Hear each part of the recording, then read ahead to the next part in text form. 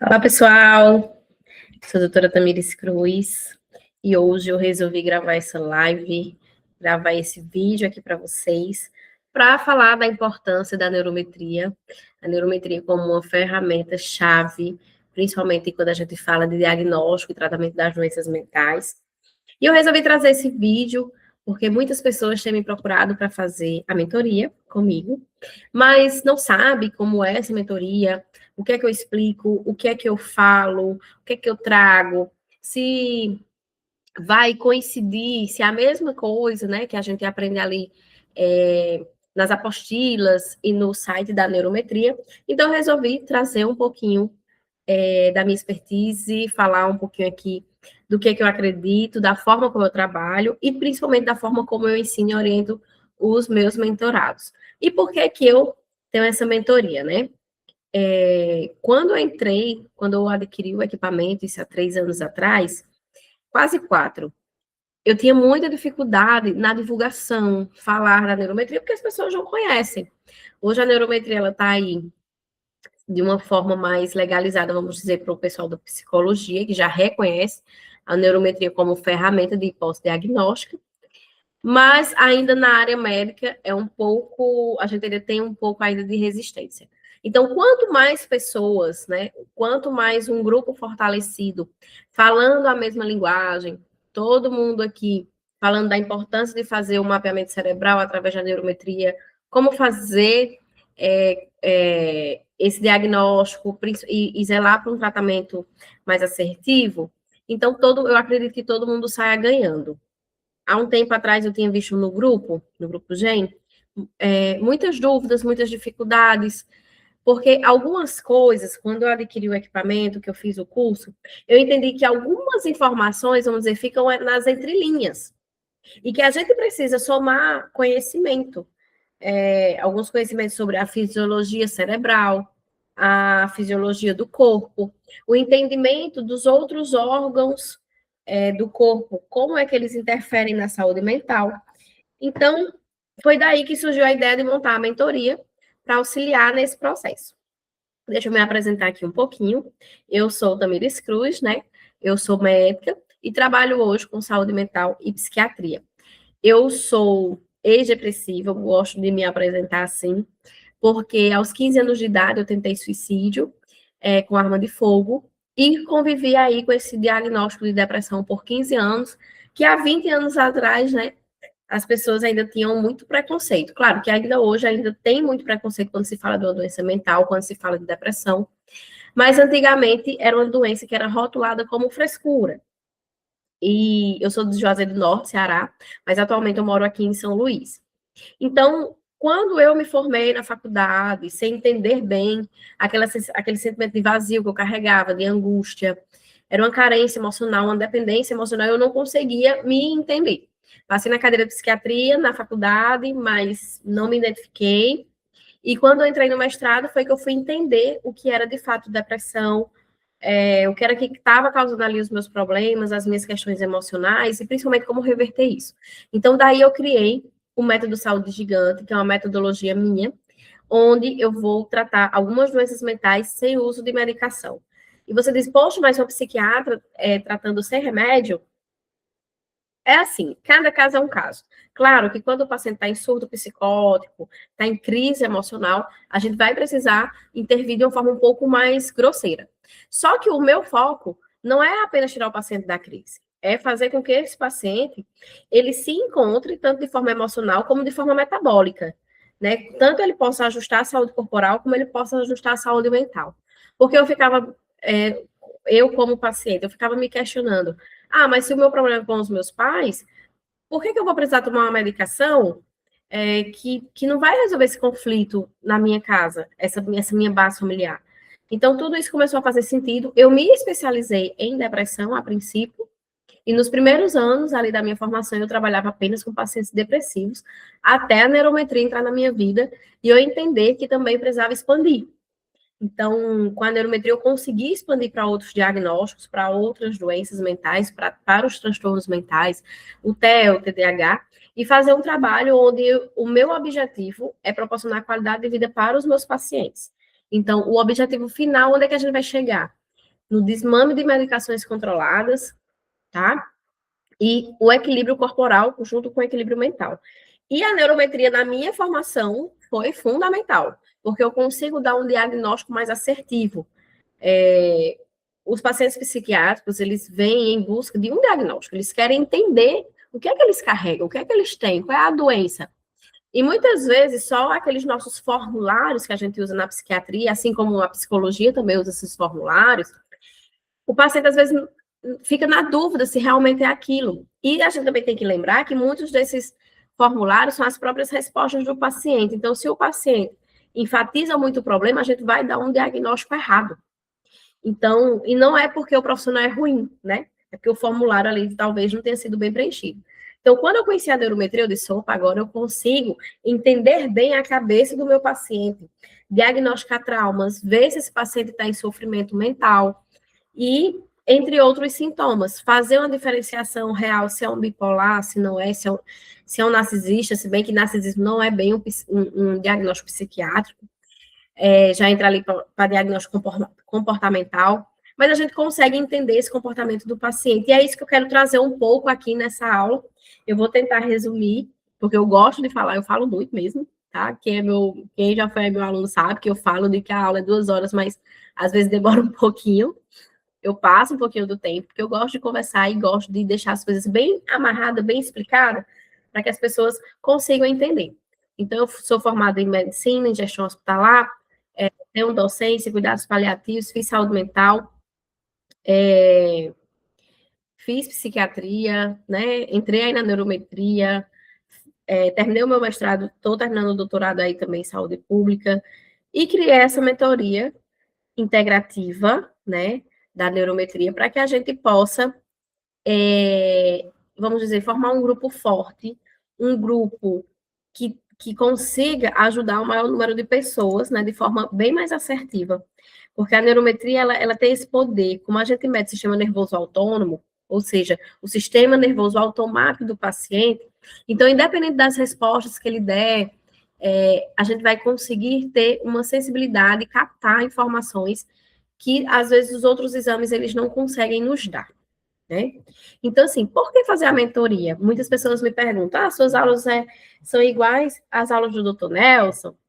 Então, eu costumo dizer assim, quando a gente compra o equipamento, faz ali, que a gente compra o equipamento, a gente tem aquele curso da neurometria. Aquele curso é como se fosse sua formação base. É como se fosse o ensino fundamental e médio. Tu precisa fazer aquele curso, tá? Finalizar, para que você possa ter o entendimento geral, né? De como é que funciona o equipamento, de como é que funciona esse aparelho, e o que é que você vai encontrar, o que é um DLO, o que é um POC, quais são os protocolos, você precisa ter esse conceito, isso é o básico, vamos dizer assim, é o básico, né? É o ensino fundamental mesmo com o médico. E aí, doutor Nelson, tem especialização em neurometria. Essa especialização é como se fosse uma faculdade, né? Eu sou muito a favor dela. Por quê? Porque você vai estudar com o cientista que fez o produto.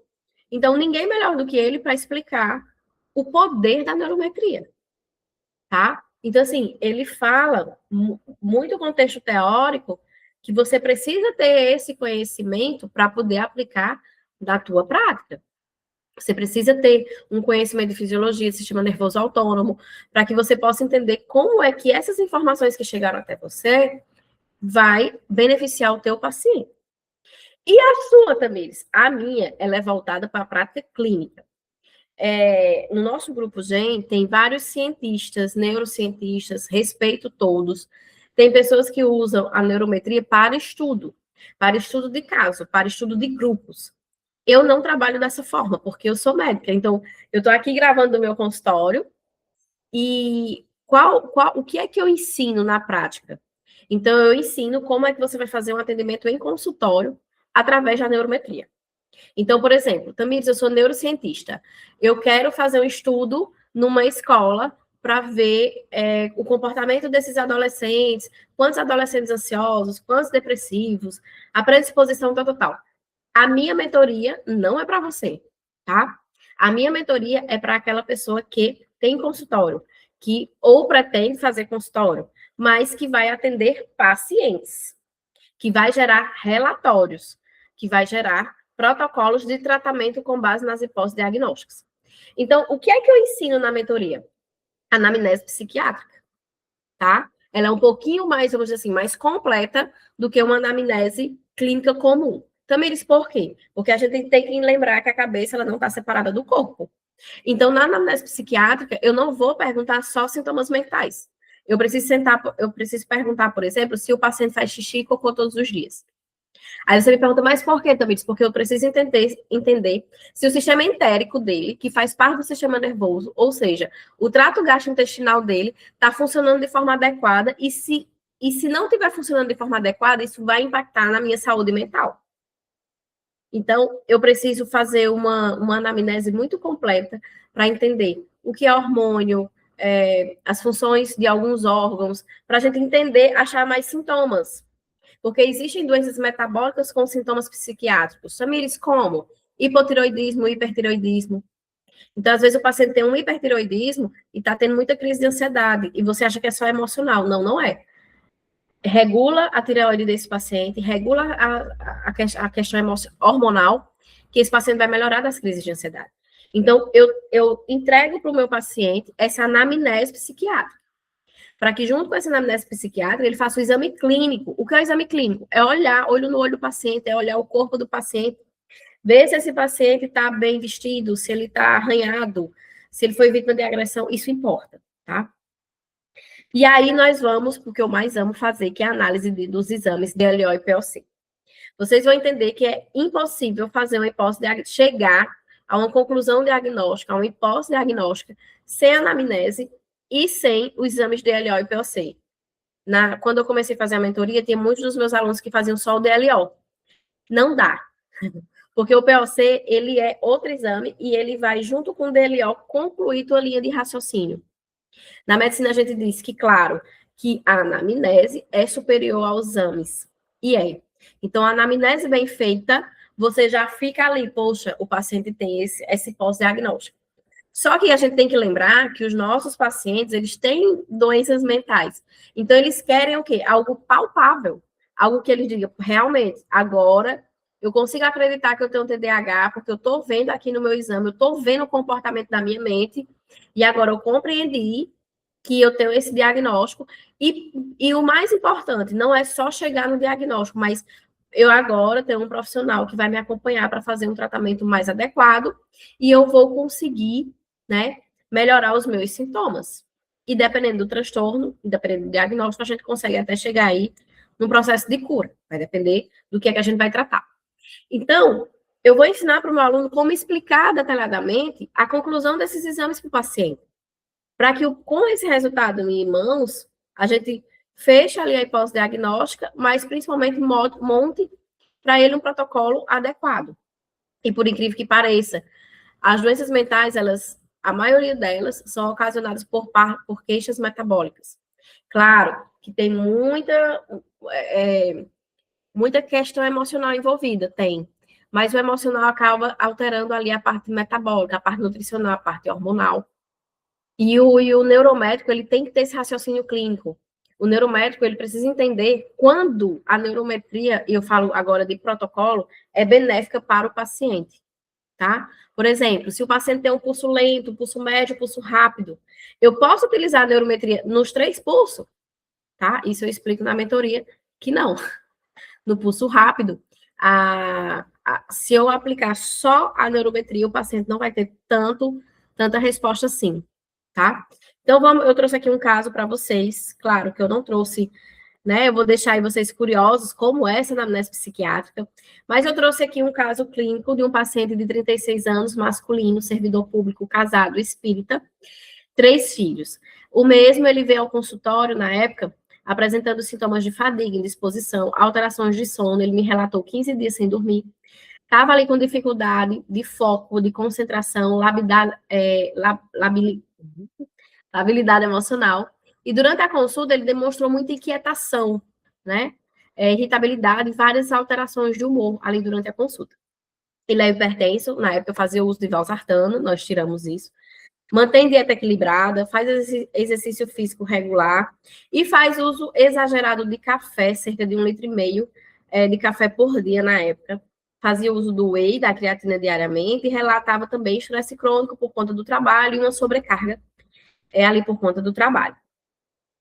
Então, quando esse moço chegou para a gente, isso em outubro de 2024, ele me apresentou esse exame, né, essas imagens de DLO. Então, o que a gente pode concluir? Eu gosto sempre de explicar isso, eu falo muito na mentoria. A gente precisa comparar com a legenda do exame. Então, todos os exames que você vai fazer, e como o próprio nome já fala, são exames o quê? Complementares, ou seja, ele vai complementar a tua anamnese, para você tirar a dúvida. Porque quando o paciente chega para mim, doutora Tamires, e me traz esse histórico, eu já sei que a gente pode estar aí diante de um burnout, ou de repente de um quadro depressivo, por conta dessa labilidade de humor. Mas quando eu vejo a inquietação do paciente, a irritabilidade, essas alterações de humor, eu já também tenho que pensar no TAB, né, do transtorno afetivo bipolar. Então, com a anamnese bem detalhada, a gente já pensa nas hipóteses diagnósticas. Então, entra o exame complementar para dizer, assim, o que realmente é.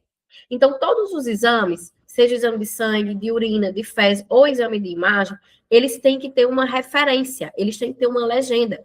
E a neurometria não é diferente. Então, o que é que o doutor Nelson fala? Que quando o paciente está em decúbito dorsal, ou seja, ali deitado, ali na tua maca, ela precisa ter o mínimo de atividade cerebral possível. Então, a cor, ela tende a ficar mais azul. E aí, o que é que a gente vê nesse paciente? Que a cor ficou mais predominantemente vermelha. Tanto aqui, deixa eu pegar aqui minha caneta. Tanto aqui do lado direito, tá?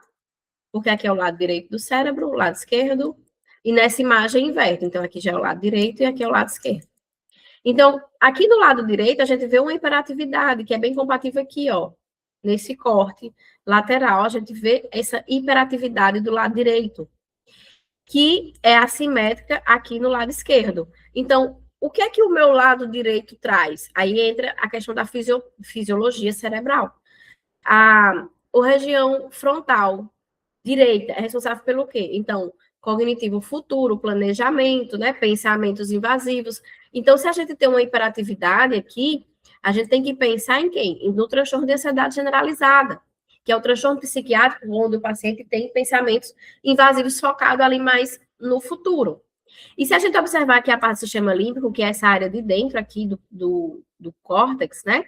Desse corte longitudinal do cérebro, a gente vê também uma hiperatividade cerebral, né? Diferente da nossa legenda. Que a legenda mostra que era para ter baixa atividade cerebral e a gente vê alta atividade cerebral. Então, a gente tem que pensar agora no sistema límbico, que é responsável por traumas emocionais, a gente tem que pensar em diagnósticos voltados para a parte emocional. Então, aqui eu já tenho que questionar. Vem cá, esse paciente, quando ele deita, ele não consegue relaxar. Então, eu tenho que pensar em algumas hipóteses diagnósticas. Será que esse paciente está dormindo bem? Será que ele tem insônia? Será que esse paciente, de repente, tem TDAH? Por quê? Porque ele deitado, ele não consegue ter controle dos pensamentos dele. Então, ele apresenta um TDAH mais voltado para a hiperatividade, por exemplo. Transtorno de ansiedade, estresse crônico, síndrome de burnout, de repente uma depressão, né? Por quê? Porque agora eu estou vendo nas imagens. Quando a gente vem para o movimento levantar, olha que interessante, né? Fica bem próximo da legenda que o doutor Nelson traz para a gente, tá?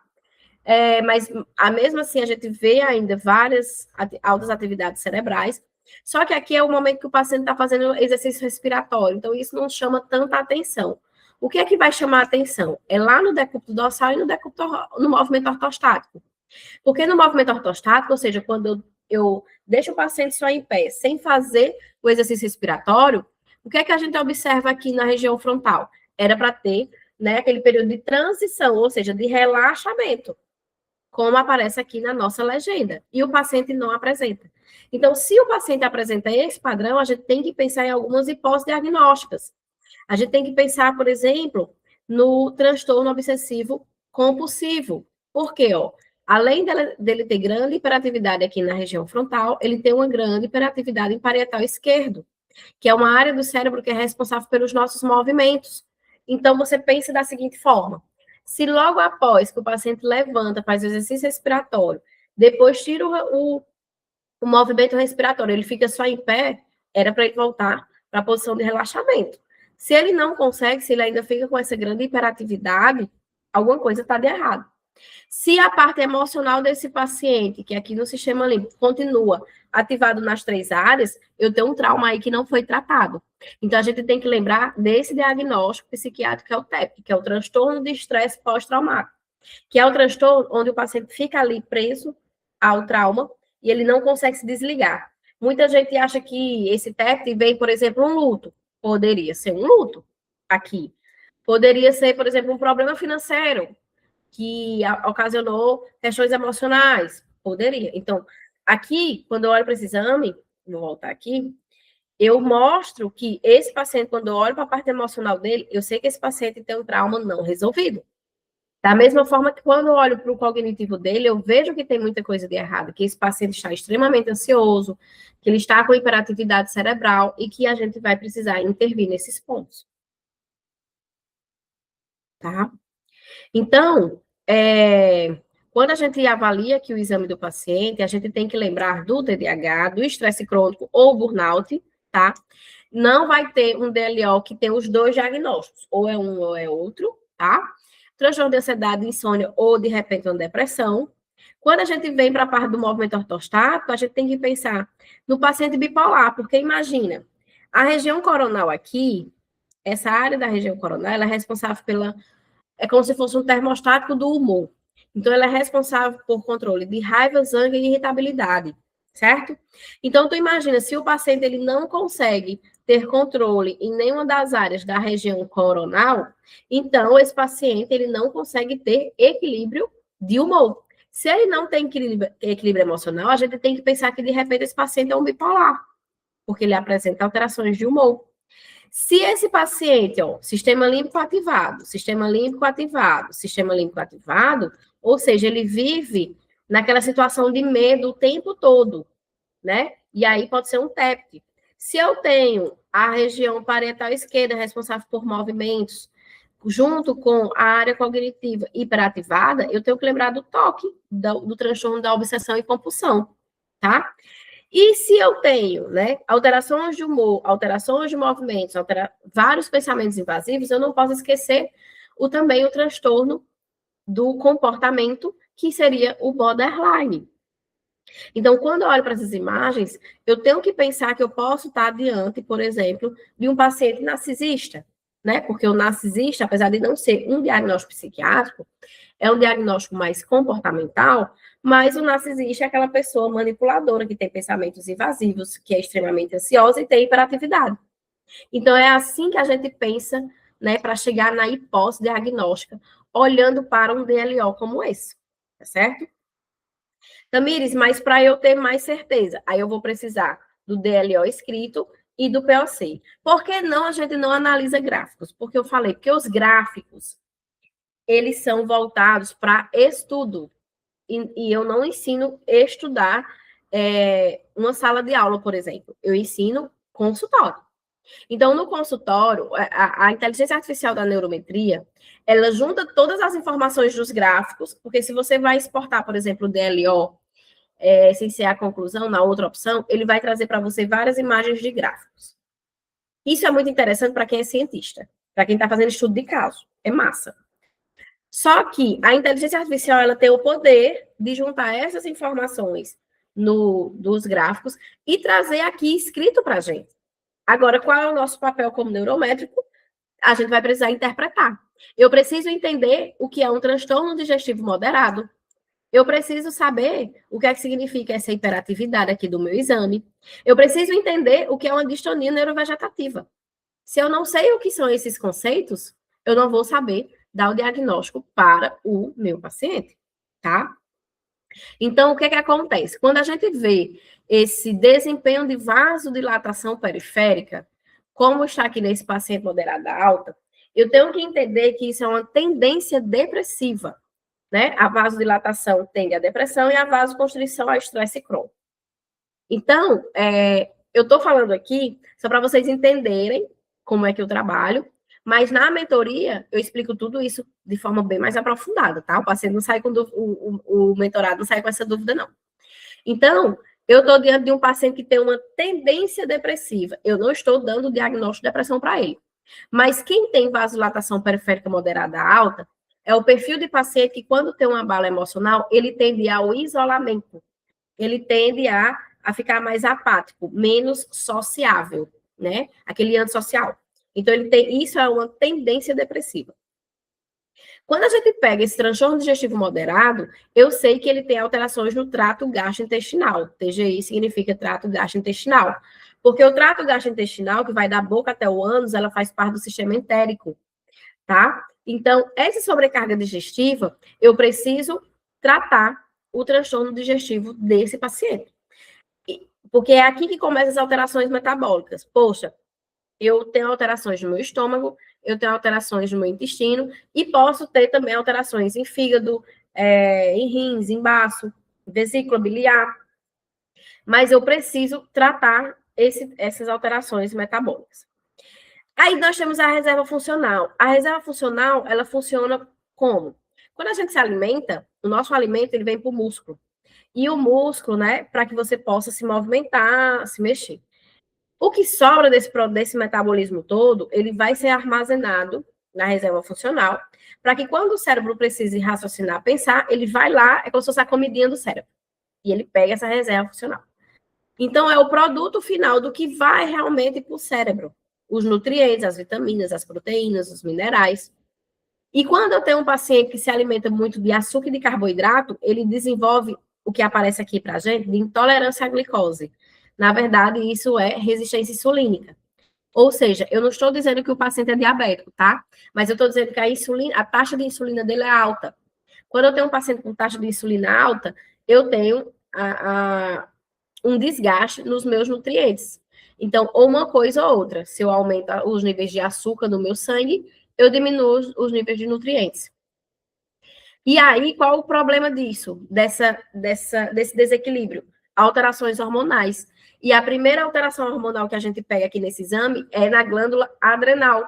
Porque a glândula adrenal, que fica ali na região da suprarrenal, em cima do rins, que é esse estresse de adrenal que a gente vê aqui no exame, que o dele deu moderado, é aquela equação da produção de adrenalina e cortisol.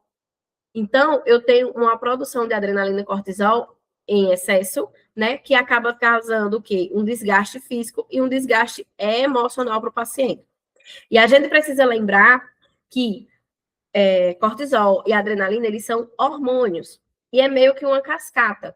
Se eu entro no processo de desgaste da suprarrenal, eu vou também entrar no processo de desgaste da tireoide, de desgaste de hormônios sexuais. Porque o corpo ele é inteligente. Então, quando eu começo a desgastar um hormônio, as outras glândulas hormonais, eles vão tentar compensar. E aí vira uma bagunça. É aquele paciente que diz assim, poxa, eu tinha muita ansiedade, aí depois eu fui fazer exame e acabei que eu tinha ansiedade, que eu tenho hipotiroidismo, que eu tô com os meus hormônios sexuais baixos, e acho um monte de coisa, tá? Quando aparece aqui hiperatividade, é o TDAH mesmo, tá? A gente tem o TDAH, que no modo desse paciente, é um paciente hiperativo, e a gente já tinha tido essa percepção ali na imagem. Então, quando a gente identifica alterações metabólicas no exame de neurometria, quando é que eu vou ver alterações metabólicas? Aqui na resposta fisiológica e aqui no meu controle de ansiedade, eu sei que o paciente tem TDAH. Por quê? Claro que o TDAH ele é uma doença multifatorial. Só que todas as vezes que eu inflamo o meu cérebro, eu vou ter um déficit cognitivo, tá? Eu não preciso, antigamente chamava mongoloide, né? Abestado. Não necessariamente, porque eu posso ter o TDAH de forma hiperativo. O hiperativo, ele tem um QI mais elevado, que as pessoas chamam de superdotação, muitas vezes. Então, nem sempre o TDAH é aquele TDAH onde eu vou ter déficit de rebaixamento cerebral. Eu posso ter uma hiperatividade, que era o caso desse paciente, extremamente inteligente. Então, é isso que nós vamos estudar. Nós precisamos entender o que são essas alterações metabólicas, o que é a alergia alimentar, que é diferente de uma intolerância alimentar, o que são as alterações do trato gastrointestinal e Principalmente você vai entender que quando a gente vai tratar um paciente psiquiátrico, um paciente com doenças mentais, a partir da neurometria, é na mesma ordem do exame DLO, é a mesma ordem de tratamento. Eu não consigo, por exemplo, aqui a gente vai ver que esse paciente tem uma grave tendência ao transtorno de ansiedade, a gente já tinha visto lá na imagem. Eu não posso querer tratar esse paciente, por exemplo, pela insônia dele. Tá vendo a insônia dele aqui? Por quê? Porque eu só consigo reverter essa insônia, esse transtorno de ansiedade, quando eu reverto as alterações de adrenal e as alterações do trato gastrointestinal. Essa é a ordem do tratamento, tá? Tamires, e se não tivesse nenhuma alteração aqui na minha resposta fisiológica, nenhuma alteração na minha reserva funcional, nem na minha adrenal? Aí sim, eu iria focar na parte cardiofuncional, tá certo? Mas isso eu explico melhor na mentoria. Então, ele é um paciente que tem uma variabilidade cardíaca grave. O que é que isso significa? A frequência cardíaca dele é muito alta, tá? Não quer dizer que é um paciente cardiopata. Quer dizer que quando você está fazendo esse exame, a frequência cardíaca dele é maior do que 85 batimentos por minuto. Então, ele tem um transtorno de ansiedade grave e tem, quando aparece aqui, possível alteração de sono, é insônia, tá? Então, de pós-diagnósticos para ele, insônia mais transtorno de ansiedade generalizado. Tamires, e o que é a distonia neurovegetativa? A distonia neurovegetativa, quando o paciente apresenta distonia neurovegetativa, os sintomas dela é aquela crise de ansiedade, é a hora da crise. Por exemplo, eu ainda trabalho em emergência de hospitais.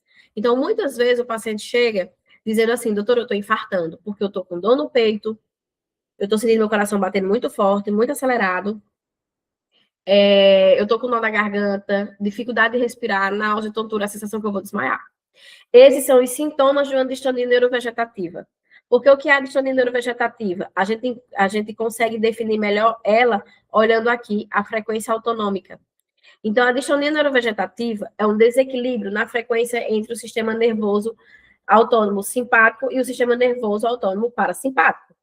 Quando essa frequência está em desequilíbrio, porque nós sabemos que a frequência simpático e parasimpático, os dois juntos têm que dar 100%. 50 do simpático, 50 do parasimpático. É como se fosse um botão. Quando você acorda, você aperta o botão simpático, liga. Quando você vai dormir, você aperta o botão parasimpático, você desliga. Então, o tempo todo você está nessa equação, simpático, parasimpático. Eles têm que andar próximo ali de 50%. Um desvio padrão de máximo 5%. Então, quando eu tenho essa distonia, quando eu tenho essa disparidade nas frequências simpático e parasimpática, a gente tem a distonia neurovegetativa. Ou seja, quando o paciente tem mais um pouquinho de abalo emocional, ele manifesta os sintomas da distonia neurovegetativa, que são sintomas muitas vezes parecidos como um infarto mesmo. Tem paciente que chega a desmaiar. Por quê? Porque vai depender, né, de quanto é que está essa disparidade aqui nas frequências do sistema nervoso simpático versus parasimpático. Também dizia a amplitude. A amplitude é como se fosse o tempo. A frequência é como se fosse a quantidade de vezes que ele ativa cada parte dessa. E a amplitude, o tempo. Então, quando eu tenho uma frequência simpática alta, junto com uma amplitude simpática alta, eu tenho outro diagnóstico que chama estresse crônico. O estresse crônico é um diagnóstico psiquiátrico, tá? Então, depois a gente vai olhar para a questão do oxigênio funcional.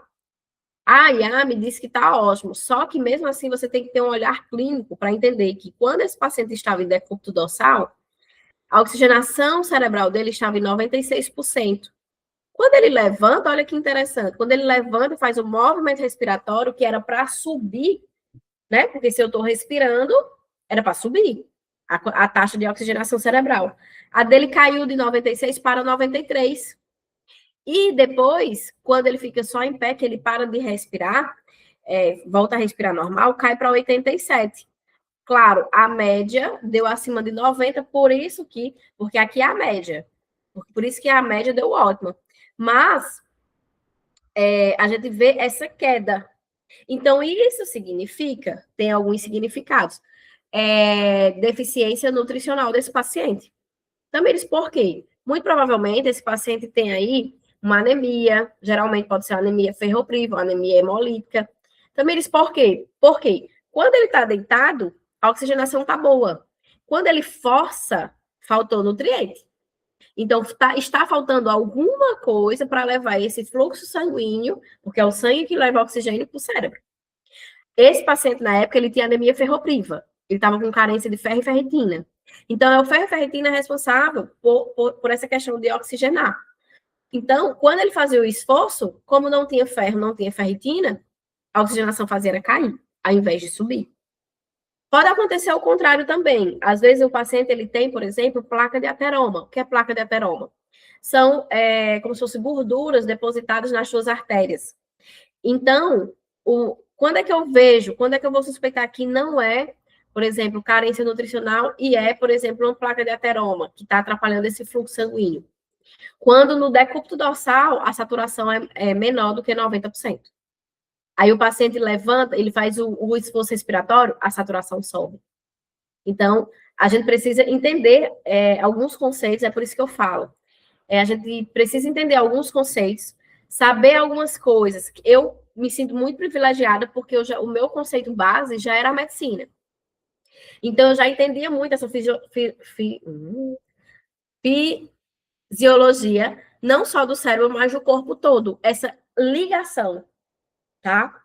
E eu super entendo que essa é a dificuldade de muitos alunos, principalmente, eu já tive alunos que são da parte administrativa, que comprou o equipamento por conta da questão da NR1. E fica muito difícil, né? Você tem que ter esses conceitos associados. Então, eu costumo dizer que eu, particularmente, fui muito privilegiada, porque eu já tinha esse conceito base da ligação de algumas doenças cardiovasculares, de algumas doenças vasculares, que impactam na saúde mental, né, que impactam na saúde cerebral. E quando eu vi a neurometria, ela é basicamente um resumo de tudo que eu tinha estudado, dos meus conceitos, tá? Mas é por isso que eu fiz essa mentoria clínica, integrativa, para que vocês possam entender, né, que a cabeça não está despegada do corpo. Para que vocês possam entender que, por exemplo, doutora, eu até frisei, o paciente toma 1,5 litro de café por dia. Mas me disseram que a cafeína é saudável. Isso não impacta na vida dele? Claro que impacta. Então, na mentoria, eu explico como é que isso impacta e, principalmente, como é que isso aparece no nosso exame, tá? Aí a gente vê aqui, ó, que a hemodinâmica deu uma alteraçãozinha leve. Doutora, preciso encaminhar para o cardiologista? Claro que não. E eu explico melhor isso lá na mentoria. Por que a gente não vai mandar esse paciente com alteração leve para o cardiologista? Outra coisa que muita gente não faz, mas que a partir dessa aula vai começar a fazer. Gente, o POC. O POC, ele é crucial para você entender melhor esse paciente, tá? Então, aqui a gente vai analisar 4 pontos nesse exame. Primeira coisa que a gente vai analisar é a resposta do paciente. Se você observar, ó, aqui o paciente respondeu mais do que o realmente era. Aqui ele respondeu mais ou menos compatível, aqui mais ou menos compatível, aqui, ó, ele se desvalorizou um pouquinho, tá vendo? Então, a gente vai ter que ter essa percepção. Se o paciente está valorizando demais o problema ou se ele está na posição de vítima, tá? Aqui ficou meio a meio aqui o paciente, mas ele estava numa posição meio de surto mesmo na época que ele fez esse exame. E aí a gente vai encontrar o quê? Se eu tenho alguma área com desempenho menor do que 50%, nesse paciente eu não tinha, e se eu tenho áreas com desequilíbrio, né? Essas duas barrinhas aqui de baixo, elas precisam andar foco e emoção muito ligadas. Eu não posso ter um desvio padrão maior do que 5%. Então, eu encontro desequilíbrio aqui na região frontal direita e na região occipital. Aqui também, ó, no parietal esquerdo, no temporal direito e no frontal esquerdo. Então, essas áreas em desequilíbrio, quando a gente junta com a fisiologia do cérebro, a gente consegue entender muita coisa. Vou dar um exemplo. Deixa eu apagar aqui. Para vocês entenderem. Frontal esquerdo. O frontal esquerdo, ele é ligado a questões cognitivas mais voltadas ao passado. Por exemplo, li um livro ontem e hoje eu vou resolver uma prova. Qual a área que... Assim, claro, que todas as áreas cerebrais, elas são interligadas. Mas qual é a área mais responsável por lembrar de tudo isso? Né? De tudo isso que eu já aprendi para executar essa prova hoje, frontal esquerdo. Então, eu tenho foco e atenção, que é como se fosse a razão, e eu tenho o ponto emocional. Então, o paciente tentar, por exemplo, pagar uma conta para ele, tá? Ele ativa o quê? Muito emocional, ele dispara emocional. Então, atitudes cognitivas passadas, como resolver uma prova, pagar uma conta, é um gatilho emocional para ele, entende? Então, a gente vai estudar esse POC mais a fundo, para que vocês possam entender, por exemplo, temporal esquerdo, está ligado a memórias passadas. Eu tenho um desequilíbrio aqui. Então, um paciente com esse desequilíbrio, ele faz o quê? Ele bota muita razão e atenção, ou seja, muito foco. Então, se você disser assim, vem cá, me conta como foi tua infância, ele vai dizer o quê? Foi ótima. Porque a memória passada está aqui no temporal esquerdo. E ele bota muita razão, muita pressão. Então, ele diz que não tem problema nenhum. Entende? Então, o POC ele precisa ser mastigado, ele precisa ser entendido, para que você entenda exatamente como é o comportamento do paciente. Tá? E o próximo passo é entender o pulso. Olha o pulso desse garoto. Pulso rápido nível 3. Ou seja, ele estava no último pulso, porque a gente tem o pulso lento, médio e o rápido. E o rápido se divide em pulso rápido nível 1, 2 e 3. Então, esse pulso, né, esse excesso das ondas cerebrais aceleradas, estava fazendo com que ele tivesse hiperatividade.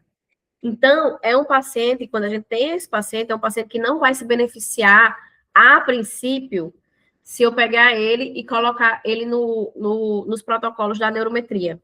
Ele não vai se beneficiar. Ele sequer vai conseguir fazer, por exemplo, o FSI, que é o primeiro treinamento para equilíbrio do sistema nervoso autônomo. Ele não vai conseguir, tá? E aí, qual é o problema desse pulso rápido? Porque o paciente ele vai ficar preso, né, nos pensamentos invasivos. Ele vai ter pensamentos acelerados, pensamentos obsessivos, hiperatividade, mais ansiedade, que era o que a gente estava vendo lá na anamnese dele. E aí, o pulso, ele é influenciado diretamente pela alimentação inflamatória. E quando eu falo de alimentação, não é só comida, mas também algumas medicações, por exemplo, Vyvanse, Ritalina, Concerta, eles são estimulantes. Então, os pacientes que fazem uso dessas medicações, eles têm um pulso rápido, tá? Foi por isso que a neurometria foi muito fundamental para mim. Por quê? Porque em qual paciente, qual é o perfil de paciente que vai se beneficiar de uma medicação estimulante? Qual é o paciente que vai se estimular de um benzodiazepínico, que é uma medicação que é ligada ali ao GABA, que é mais. Ele vai desacelerar o paciente. Então, quando eu junto todas essas informações, é que é possível montar um protocolo para ele. Até escolher qual é a melhor medicação, qual a medicação que vai, né? Porque, por exemplo, eu fechei aqui o diagnóstico, esse paciente tem um TDAH. Beleza, ele tem um TDAH. Só que ele já está no pulso rápido nível 3. E agora eu quero dar uma concerta para ele. Ele vai ficar louco, hein, gente? Porque o concerta já é um estimulante. Diante de um pulso rápido nível 3, não vai ser benéfico para esse paciente, tá? Então, o que é que influencia esse pulso? O que é que faz o paciente ficar muito agitado? A tela influencia? Influencia, mas a alimentação tem um poder muito maior. Então, o excesso de cafeína, de açúcar, de ultraprocessados, tá? E aí, a gente entrou com uma boa suplementação para deixar esse cérebro o menos estimulante possível, o menos excitável, né? Para que ele possa desacelerar. E aí, quais são os diagnósticos para ele? Ele tinha TDAH, estresse crônico, estava diante de uma insônia, transtorno de ansiedade, TEPT, bipolar, borderline e TOC. Também disse, eu posso ter todos esses diagnósticos? Claro que pode. Porque os transtornos, e eu explico isso melhor, né? Os transtornos é um conjunto de sintomas que vai determinar um perfil de comportamento. Então, o fato de eu ser o bipolar, que apresenta ali alterações de humor, nada me impede de ter um borderline associado, que são alterações de comportamento, são coisas completamente diferentes. Mas que o mesmo indivíduo pode ter as duas coisas ao mesmo tempo, tá? Então, todo esse, claro, que aqui eu falei bem mais superficial, mas o mentorado, o neuromédico, ele precisa entender que o comportamento do ser humano vai dizer se ele tem ou se ele não tem determinado tipo de diagnóstico. E é esse raciocínio clínico que a gente vai desenvolver na mentoria, tá? Então, qual seria a proposta de tratamento? Primeira coisa, como eu falei, a gente começa pela ordem lá do DLO. Eu preciso tratar o eixo trato gastrointestinal. Ah, mas só moderado. Gente, mas está inflamando aquele paciente. Então, se eu não tiro a cafeína dele, os alimentos inflamatórios, se eu não chego com uma boa suplementação para... É como se eu fosse fazer assim, ó, cérebro, ufa, né? Para o cérebro dizer, ah, tá bom, entendi. Eu não preciso ser tão estimulado, porque a gente já viu isso nas imagens. A gente viu que esse cérebro ele não desacelera em nenhum momento. Então, eu tenho que tratar o trato gastrointestinal dele, desinflamar o corpo dele para desinflamar o processo, para desinflamar a mente dele. A gente entrou, claro, com uma suplementação injetável para corrigir os déficits nutricionais que eu vi porque ele estava com uma queda de saturação. E eu esqueci de mostrar para vocês que lá nas imagens tinha umas áreas mais marronzinhas. Quando aparecem essas imagens marronzinhas no DLO, também é carência nutricional. Então, ele precisou fazer essa correção.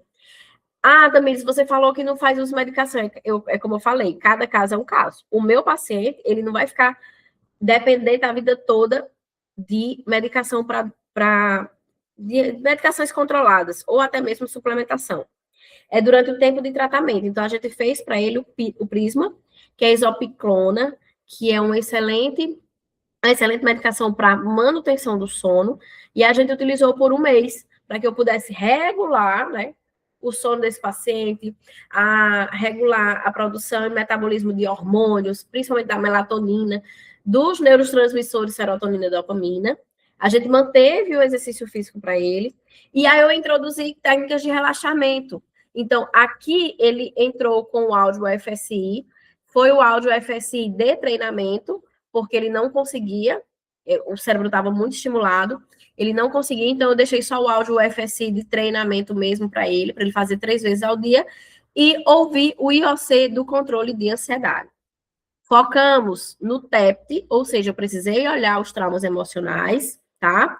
Olhamos para os traumas familiares, para os conflitos familiares dele, focamos na espiritualidade, agora a espiritualidade desde o ano passado, de março do ano passado, foi reconhecido pelo CFM, que é um dos pilares dos tratamentos de doenças. Antigamente se falava, tratar qualquer doença, regular o sono, dormir bem, fazer atividade física e ter uma boa alimentação. Agora a gente tem a espiritualidade como um dos pilares do tratamento, independente da doença, e tive que fazer um atestado médico para ele, porque ele estava ali na sobrecarga do trabalho, eu precisava tirar ele daquele foco para que a gente pudesse, né, manusear, fazer todo esse tratamento e ele pudesse dar uma respirada, tanto o corpo como o cérebro. E aí ele retornou em novembro, né, mais ou menos ali 45 dias de tratamento. E aí, olha a diferença. Claro, né, que nós não estávamos ali no ideal ainda, ó. Aqui, ó, se você observar, né, aqui a parte do decúbito dorsal já estava toda alinhada, a parte do levantar já estava mais ou menos alinhado, porque o coronal aqui não ativou de forma adequada, mas ativou melhor. Mas o movimento ortostático ainda mostra carência nutricional, né? Ele não conseguiu fazer a transição toda. A gente ainda vê um sistema límbico aqui um pouquinho mais ativo, né? Mas teve uma melhora bem significativa. O paciente já estava ali bem consciente de toda uma situação. Então, o antes e o depois, para vocês entenderem aqui a comparação, né? Visivelmente, a gente vê uma melhora, a gente vê que esse paciente literalmente desacelerou, né? Para que ele pudesse ter mais qualidade de vida. Então, a gente conseguiu tirar esse paciente de um transtorno digestivo moderado para um transtorno digestivo leve, é aquilo que eu falei. A gente não estava no ideal, mas são 45 dias apenas de tratamento. Eu tirei ele de um estresse adrenal moderado para um estresse regular. O ideal é que não tenha estresse de adrenal, mas já tem uma melhora bem significativa. A gente já tinha melhorado a reserva funcional dele, tá? De grave transtorno de ansiedade, a gente conseguiu reduzir aí para leve transtorno de ansiedade. Claro que ele ainda estava com distonia neurovegetativa, mas a gente já tirou aqui o sentimento de angústia, né? A gente conseguiu ter um controle ainda, um controle bem melhor, de 68% de frequência simpática para 45%. Aqui a gente já estava bem na média, tá? E aí você diz, mas Tamires, você falou que é o desequilíbrio, e aqui, por mais que esteja equilibrado, só que o equilíbrio da distonia neurovegetativa tem um segredinho. Primeiro a gente ativa simpático, depois parasimpático. Então, se a gente observar, a frequência parasimpática dele está maior, né? 50 para 49, está maior. Isso também configura a distonia neurovegetativa. Se fosse o contrário, se fosse um simpático de 50 e um parasimpático 49, não. Por quê, Tamires? Porque vocês vão entender que a frequência parasimpática, ela sempre tenta compensar a simpática. Então, se a parasimpática já chegou ao ponto de estar um pouco maior, mesmo que seja uma distância um pouco discreta, isso é exaustão, tá? Isso é por conta do exaustão do sistema simpático. Então, assim, a gente conseguiu uma melhora, mas ainda não estamos no ideal. E a gente continua vendo aqui, ó, que quando ele leva a questão da oxigenação, quando ele levanta, ainda estava caindo. Por quê? Porque a suplementação, para a gente ter um efeito no corpo, ela precisa pelo menos ser aplicada aí por um prazo mínimo de 90 dias para corrigir as carências nutricionais. Mas é aquela coisa, foi uma melhora bem significativa, tá? Então, ó, quando a gente iniciou o tratamento, olha como é que estava o controle de ansiedade dele. Essa linha bem tremida, não é para ser esse perfil. E o pensamento invasivo faz com que tivesse essa queda brusca no treino de controle de ansiedade. Quando ele fez esse treino no mês de outubro, ele estava com controle de ansiedade nível 4. E aí, né, como eu passei para ele, o treino do FSI, todo aquele tratamento que eu prescrevi, vocês acompanharam, em novembro, quando ele retornou, olha o controle de ansiedade dele. Deixa eu voltar. Saiu de 36, essa faixa de 36, o pico maior aqui de 50. A gente chegou, ele já iniciou, né, atingindo 75, e chegamos aqui até a faixa de 83, com a linha sempre ascendente, ou seja, agora ele já estava apresentando um controle de ansiedade bem legal. E o nível, ó, de quadro a gente reduziu para nível 1. Nível 1, deixa eu apagar aqui porque ficou em cima aqui. Então, a gente já estava no nível 1 do tratamento, tá? Agora, sim, esse paciente já estava melhorando ali seu transtorno de ansiedade, o seu TDAH já estava em melhora, né, de toda a parte cognitiva, tá certo? Então, pessoal, eu espero que essa aula tenha ajudado. Eu sei que muitas vezes aí, para quem não é da área da saúde, vai surgir muita dúvida, sim, como foi que eu cheguei a determinados diagnósticos. Eu pensei em fazer essa aula ao vivo, para que muitas pessoas pudessem tirar essas dúvidas comigo, mas, assim, meu tempo está corrido e às vezes a gente marca e as pessoas têm outros compromissos, né? Então, eu achei melhor fazer essa aula gravada. Estou à disposição para qualquer dúvida, vocês têm meu contato aqui no grupo. Então, Tamires, você mencionou uma coisa, eu fiquei com dúvida, podem me chamar, tá? E eu espero de coração poder ajudar vocês aí com a minha mentoria. Porque, assim, eu gosto de entregar muito amor, muito conceito, assim, para que vocês sejam assertivos. Porque eu nunca vou esquecer de uma pessoa que fez uma neurometria uma vez em São Paulo, e, assim, eu quase perco o meu paciente, porque ele foi feito, assim, vamos dizer, nas coxas, foi feito de todo jeito, o paciente não conseguiu segurança, não teve uma melhora, e aí quando ele retornou para São Luís, que eu falei, eu faço a neurometria, tal, não, isso não serve, isso não presta, isso é só charlatanismo, foi a palavra que eu ouvi. E eu disse, a partir de hoje eu vou me comprometer em ajudar as pessoas a trabalharem da forma certa, a entenderem o que realmente é a neurometria, como é que a gente faz um mapeamento, como é que a gente chega numa hipótese diagnóstica assertiva, e principalmente no tratamento assertivo, tá? Porque eu garanto a vocês, se eu tivesse colocado esse paciente direto para fazer só protocolo, sem olhar as outras partes, claro que eu fiz tudo porque eu já sou médica, mas, por exemplo, um psicólogo, doutora, e aí? E aí que você vai ter que ter parceiros, tá? Você vai ter que ter médicos parceiros, você vai ter que ter nutricionistas parceiros. Eu não coloquei lá, mas esse paciente fez um ajuste de alimentação, foi para nutricionista. Então, você vai precisar ter essas parcerias para poder dar o melhor caminho para o seu paciente. Mesmo que você não faça, mas você tem que saber orientar. Você tem que saber dizer para aquele paciente, olha, tua alimentação está errada. Olha, tu vai precisar fazer uma reposição nutricional, entendeu? Todos esses pontos eu entrego para vocês. Eu entrego a anamnese psiquiátrica, eu entrego valores de referência de exames para vocês terem um norte, tá? E eu gosto muito de contribuir porque nós somos um grupo e esse grupo está fortalecido para que todo mundo ganhe, tá? Se a doutora Tamires estiver fazendo o nome dela com uma ferramenta que é mal vista pela população, eu não vou conseguir desempenhar um bom trabalho. Então, contem comigo. Se ficou alguma dúvida, alguma coisa que não ficou entendida, podem me chamar, tá? E eu espero ver vocês também na mentoria comigo. Não deixem de fazer a especialização com o Dr. Nelson e também estudar um pouquinho mais aqui da parte clínica comigo. Essa mentoria, elas são 6 encontros, tá? Individuais. O encontro dura em média 2 horas. As 2 primeiras aulas é teoria mesmo e conceito. Por quê? Porque eu vou te explicar tudo isso. Eu vou te explicar melhor sobre a fisiologia cerebral, sobre sistema nervoso autônomo, o que é uma distonia, o que é uma alergia alimentar, uma intolerância, como é que a oxigenação hemodinâmica vai impactar na saúde mental, enfim, essa parte teórica você precisa ter esse conhecimento, tá? As demais aulas, a gente vai trabalhar hipóteses diagnósticas e tratamento. Então, vocês é quem vão me mandar os casos para que a gente possa discutir, para que eu possa mostrar, olha, esse paciente, as hipóteses diagnósticas que a gente vai pensar para ele são essas, e o melhor caminho para o tratamento para que ele tenha um resultado melhor e num tempo curto é esse aqui.